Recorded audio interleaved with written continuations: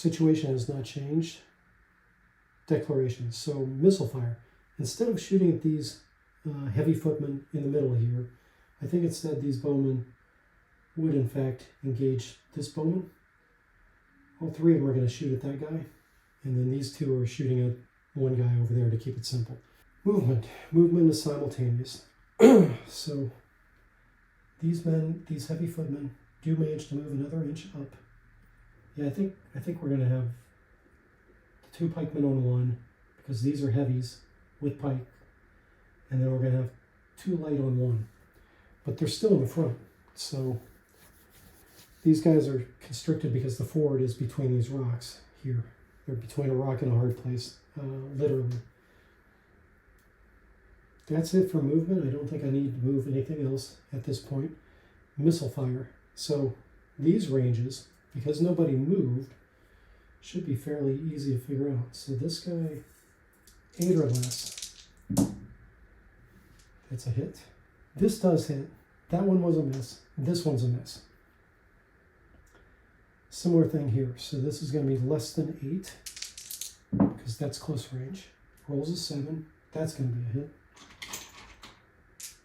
This is going to be a less than 7 roll, and gets a 6. So that's a hit. So these two were aiming at that guy. Can this guy defend against both these blows? These are unarmored figures, so you need a 9 or a 10 on a 10-sided dice. So 1 failure, and he's dead. 2 failure, yeah, he's doubly dead. So that one's out of action. These shots were taken care of. That guy doesn't shoot. This guy has to defend against 1 shot. Again, he needs a 9 or a 10 to defend. Gets a 6. He is eliminated. Okay. That's missile fire. Melee. These guys, and again, you'll start to internalize the rules the more you play this, and I think it'll speed up a little bit.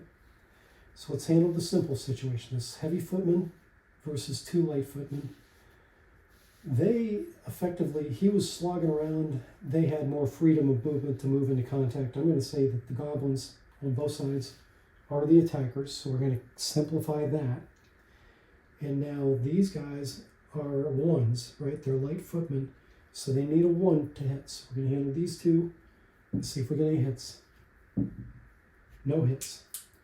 Counter blow from this guy, who is a heavy footman. Heavy footman should be a 1 or a 2, if I'm recalling correctly. Let's get to the correct table here. Heavy foot, melee value of 2. Melee value of 2. So does he get a 2 on one of those goblins? No. But it's heavy versus heavy. These guys are the attacker. They need a 1 or a 2 for either one of them. That's 1 failure. This one hit. Because they're the attacker, he has to defend before he gets his counter blow. He's half armored because he's a heavy footman, and he needs a 5 or better to defend. He got a 5, so that is of no effect. And his counter blow against the one directly to his front is not successful. That's the end of all melees, scene of all missile fire, and that is the end of round 4. Round 5 coming up. So now we're adding +1 +2 +2. Yeah, +2 to this dice roll for the wargs. And the wargs will appear in the northwest corner. Let me grab them. These are unpainted, and I only have 2 instead of 4, but we're going to put them in the northwest corner. Now this leader is in trouble. He is in trouble because he didn't know that this was going to happen. And he's way back up there. So that's going to be interesting this round. The situation, so that's the change in situation. Now we're looking at any kind of declarations, charges, things like that. I think the wargs are going to have to charge because they've got the reach to get to this guy. He is going to countercharge. I think he's capable of doing that. He is considered a heavy, isn't he? Let's see, the leader is a veteran Oh, he's a veteran. That will also apply here. And he's equipped. He's equipped on this figure as though he's a heavy. So we're going to say he's a veteran and he's a heavy. And let me just double check the rule, but I think he can countercharge. Again, we're adding a little more complexity here because now we've actually got to handle a charge. Countercharge. If both sides are charging, each must make a morale urge. Let's see. Charge is permitted when melee contact is expected. Figure that charges must move at normal speed for the mass combat turn. 3 combat rounds to follow the melee. Charge can only be made across suitably smooth and obstacle-free terrain. Well, it's obstacle-free, but you can't see it on the camera, but this is an incline. He's actually on a slope. So I'm going to say charge is disallowed. Similar situation by a charge by beast. So no countercharge. They're simply going to move. Their orders are of no effect. They're going to actually move into contact normally instead of at the charge. Okay, so that's that situation the referee has resolved. Bowfire. Measurement now, because if they move, okay, so range there is 6, and range there is 7, medium range. Medium range going both ways.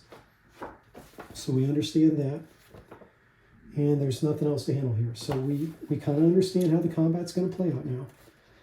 We've made a note of the distances. We make the movements simultaneously. So again, the movements that we need to make here are the wargs, all 4 of them, up against this dude.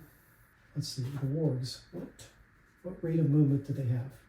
I'm going to give them the rate of movement of light horse, which is 8 inches, and he's heavy foot, so it's 4. So for every 2 inches they move, he moves 1. And the warg can't quite get on the flank this turn because of his anti-infiltration rule. They could, but he would be able to take a blow at one of them. Actually, both of them, I think, under the way I wrote the rules, and they wouldn't get a counter blow. So they're going to stay in his front quadrant, so to speak. Front, flanks, rear, right? So front quadrant, they're staying, all 4 of them are staying there. So that's movement for that portion of the battlefield. These guys may have been warned, may have been made aware that this is happening now, so they've got to wonder what to do with their chests.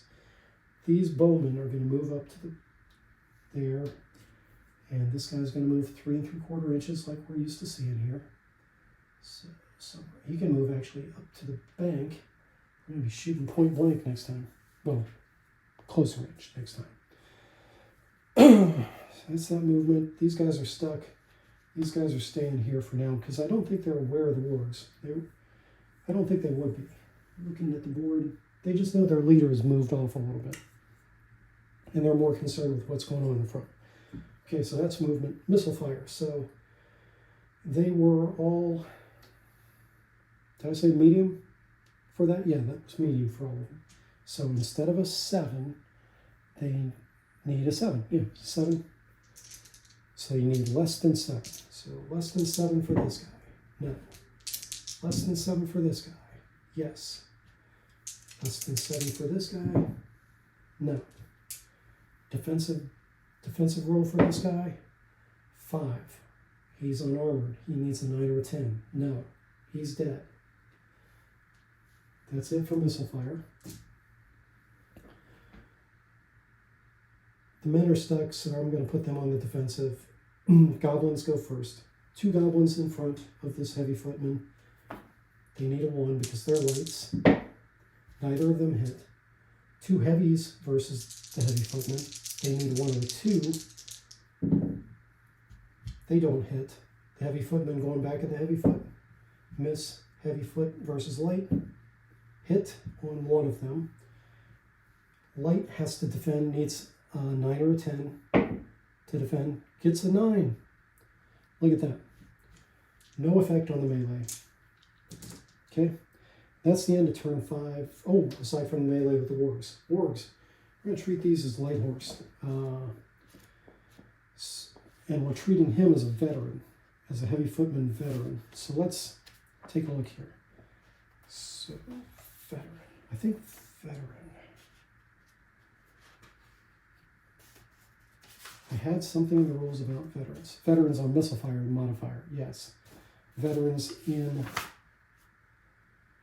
melee, there's no benefit other than his morale, which we're not checking morale because we didn't have a charge, so that doesn't apply. We haven't lost half the figures yet.